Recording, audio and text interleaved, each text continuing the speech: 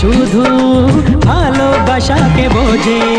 তুমি শুধু তুমি নিয়ে আমি, তুমি শুধু তুমি নিয়ে আমি, এই তো জীবন।